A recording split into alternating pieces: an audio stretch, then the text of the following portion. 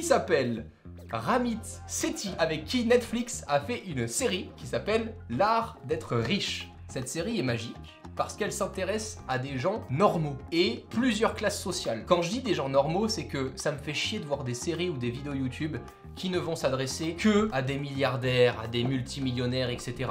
J'ai envie de dire, quand t'as fait le plus dur, quand t'as fait le premier million, quand t'as créé une boîte, quand tu t'es planté plusieurs fois, etc. Forcément, t'as que des success stories et tu vas passer un petit peu de temps sur les échecs, mais t'as tellement appris à vite gérer ces échecs-là que finalement, tu en parles très peu. Dans la série, il y a des couples qui se déchirent la gueule pour l'argent. Je comprends pas ce truc-là. Ils ne parlent pas. Genre, il y a des gens, ils ont fait des enfants ensemble et ils ne savent pas combien à l'un et l'autre sur ses comptes et ils ne parlent pas d'argent ensemble et ils ne managent pas leur argent ensemble.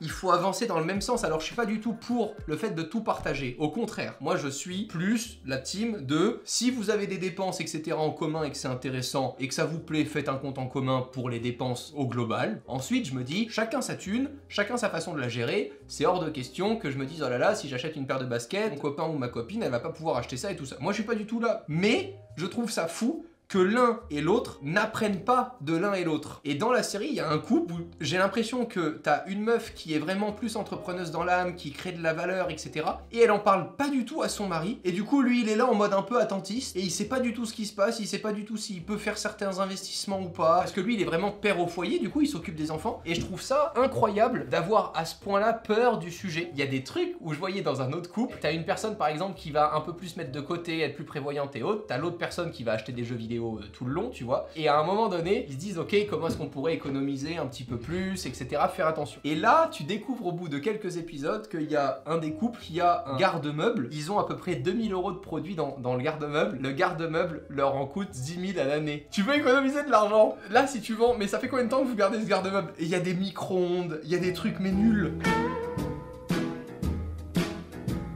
Situation où, par exemple, il y a un jour de temps en temps, quand t'as un truc qui se passe mal, où tu te dis putain là j'ai quand même perdu beaucoup d'argent dans un investissement, ça a pas marché, etc. etc. J'en sais rien, tu perds 10 000 €, ok, exceptionnel, un truc de fou en une journée. Le soir, tu te dis, bah non, on peut aller faire un resto, tout va bien, etc. Parfois, t'as l'entourage qui comprend pas, il se dit, mais attends, je comprends pas. Il vient de me dire qu'il y a un truc business, etc. qui a pas marché, mais toi dans ta tête, t'as aucun problème avec ça parce que tu te dis, non mais les 10 000 € que j'ai perdus, je savais que je pouvais les perdre. C'est pas sur ça que je comptais pour manger, sinon jamais je les aurais joués pour apprendre dans un truc que je connais pas encore, que je maîtrise pas encore. Donc en fait, quand tu es ok avec le sujet de l'argent, tu répartis vachement mieux tes risques et ce que tu fais dans ta vie perso, ce que tu fais dans ta vie pro et ce que tu fais dans ta vie pour t'amuser, plutôt que de tout mélanger. En fait, j'ai eu la chance de naître, pour le coup, dans une famille entrepreneuse. Donc, depuis petit, je savais ce que c'était que de la TVA et je savais ce que c'était que de l'argent dans une boîte et de l'argent en perso, par exemple. C'est un truc que je connais depuis tout petit. Je trouve que c'est génial parce que ça te libère là-dessus. Il y a un vrai manque d'éducation sur c'est quoi l'argent. Mais je trouve ça dommage qu'on n'apprenne pas à des gamins le fait de se dire que, ok, par exemple, bah, si t'as envie de t'acheter un truc à 10 €, est-ce que tu as tant sur ton compte pour te permettre de le faire plusieurs fois? Ou est-ce que le fait de dépenser 10 €, ça va être problématique par la suite, etc. Et parfois, tu peux avoir deux objectifs complètement différents. Et moi, j'aime beaucoup la phrase qui est « aucun problème, c'est ton argent ». Je veux dire, tant que tu mets pas la famille en péril ou les gens à qui t'as promis de les protéger, je ne ferai jamais des investissements ou des choses qui pourraient mettre à mal les gens autour de moi. J'essaie toujours d'avoir, quoi qu'il en soit, une vision très long terme sur la vie actuellement, les gens autour de moi que j'ai envie d'aider, que j'ai envie de protéger, etc. Et le reste du bac à sable, où là tu peux t'amuser, ça fait des montagnes russes et il n'y a aucun problème.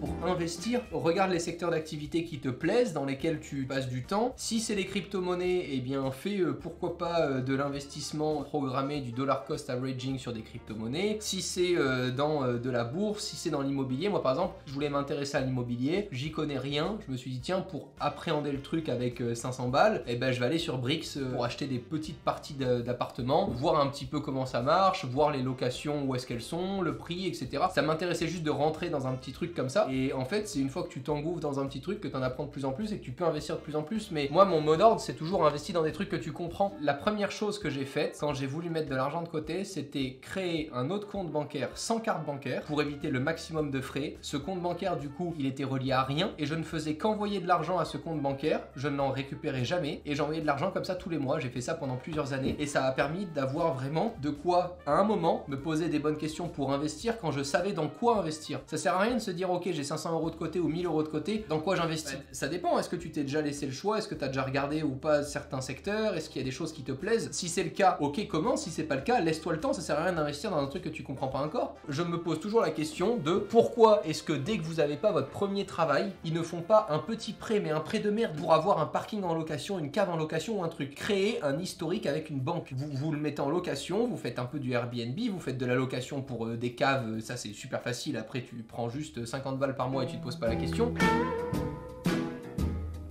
Dans la série, il parle beaucoup des paiements mensualisés ou annuels qui sont engagés ou des prélèvements. C'est le plus dangereux. Quand tu veux aujourd'hui économiser de l'argent, lui il te dit qu'est-ce que tu vas supprimer comme dépenses récurrentes qui vont avoir un réel impact à la fin de l'année. Et donc, en regardant la série, j'ai découvert que je continuais par exemple de payer un abonnement Google Drive pour 2 Tera alors que j'ai un serveur NAS qui est configuré depuis 2 ans et je n'avais plus du tout besoin de ce Google Drive. C'est tout ce cheminement là qui fait que à la fin de la soirée, j'ai économisé genre 50 € par mois. Ils ont fait certains calculs et tout ça, donc t'as cette personne-là qui est propriétaire, qui refait ses calculs et qui se dit bah en fait elle a pas du tout les moyens d'acheter correctement cet appartement parce qu'en fait elle a calculé que les mensualités, mais elle calcule pas tous les frais de copropriété, les dommages s'il y a des trucs qui vont pas dans l'appartement, etc.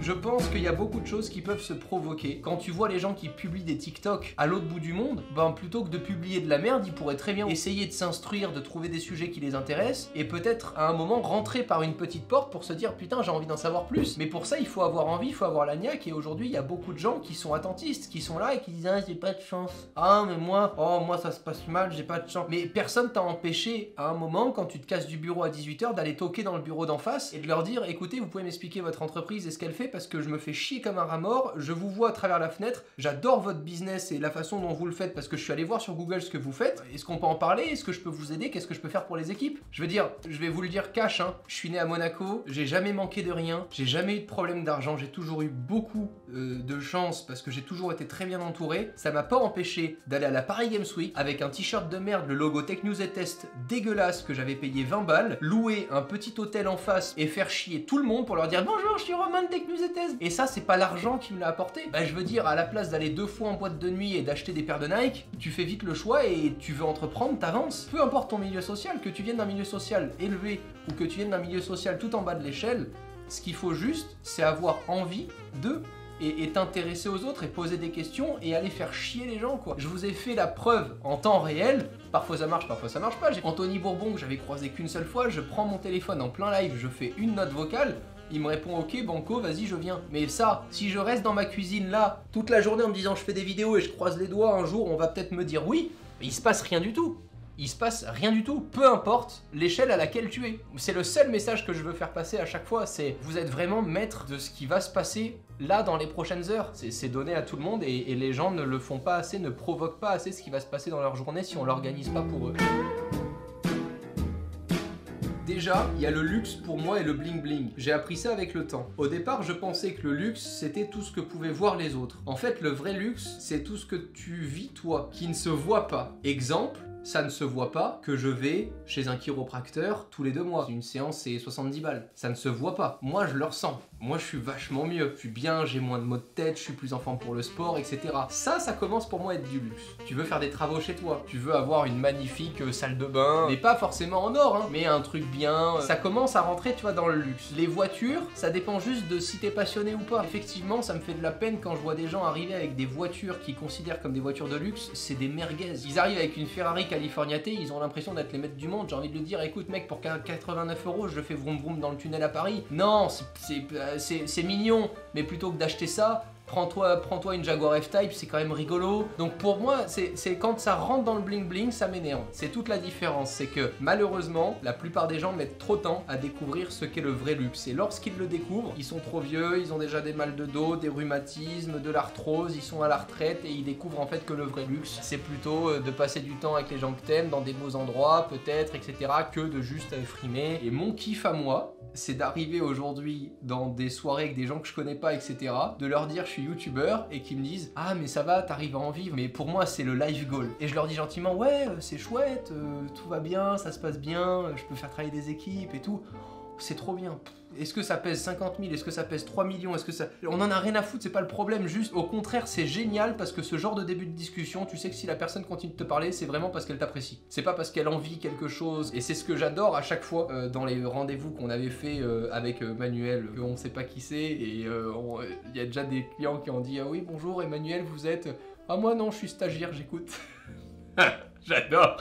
Fais les trucs pour toi, mais je sais que ça met beaucoup de temps, et moi ça a mis 6-7 ans avant d'être mature ici. Et aujourd'hui, je te jure, je préfère aller dans un beau resto avec un City Scoot, avec la Charlotte ici, où on dirait que je suis en train de te faire la cuisine à la cantine, plutôt que d'aller au resto avec une belle caisse, si avant ça m'a demandé 1 heure pour aller récupérer la caisse, aller faire le plein, le machin, le truc, juste pour impressionner un voiturier. Moi je dépense de la thune dans les voyages et dans les hôtels et dans la bouffe. Je dépense de la thune dans les expériences. J'adore me payer des souvenirs. Ça s'achète pas, ça se vit. Quand il y a des gens par exemple qui veulent me faire plaisir et que j'apprécie vraiment et qui me disent ah t'as pas une idée, j'aimerais te faire plaisir pour un anniversaire ou un Noël ou un truc, je dis mais emmène-moi dans un putain de resto pendant 3 heures, on va discuter, prends-moi des albums photos de l'époque, on va reparler de ça, on vit un moment tu vois. Et ça je peux dépenser mais une couille pour ça, je suis capable de dépenser 200 balles par personne au resto, 300 balles, 500 balles pour des menus de malade une fois par an, y a aucun problème. Je veux vivre une expérience.